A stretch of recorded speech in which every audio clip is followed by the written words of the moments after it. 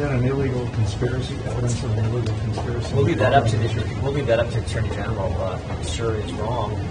I'm sure is undermining the elected President of the United States. And I hope the Justice Department does get into this and see what they find. Is this what you thought was happening? Except you didn't have the evidence. You couldn't get a hold of it. Well, we knew all about those dates, and there's another date in there. Between January 3rd, 2017, Schumer says, you mess with the intelligence community, they got 6 ways from Sunday to get back at you, which is in and of itself ridiculous. Why would an elected official say the intelligence community is going to get back at the guy elected president of the United States? So that's crazy. And then the 6th, when they go up to Trump Tower and do the meeting. Well, January 4th, in between that, there's another meeting in the White House. And that's the meeting where then Vice President Biden says we should use the Logan Act against these guys, which no one's ever done. That's how bad this was and how determined they were to go after President Trump. Mr. Wyndham, you're subpoenaing Mr. Wyndham. Who is he? Why? Well, he was part of the investigative team, and we want to look at this again.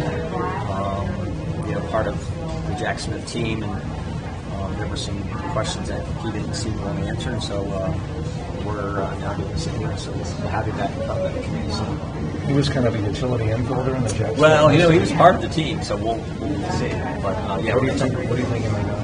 Well, we're going to find out. Congressman Jordan, the Judiciary Committee released the David Weiss transcript relating to the Hunter Biden DOJ probe. What were some of the just key findings that stood out to you? I have to go back and look at it right now, but we think the whole thing where David Weiss wanted to give the sweetheart deal was just ridiculous.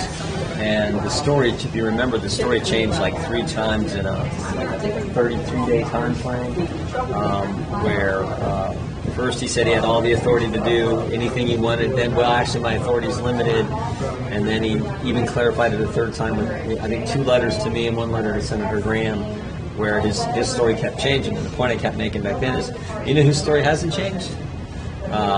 Mr. Shapley and Mr. Ziegler, the 2 whistleblowers. And that was the big concern. So we had him in, and we got a few more answers than we got last Congress when we do you expect to do any more action? We continue to look at all these.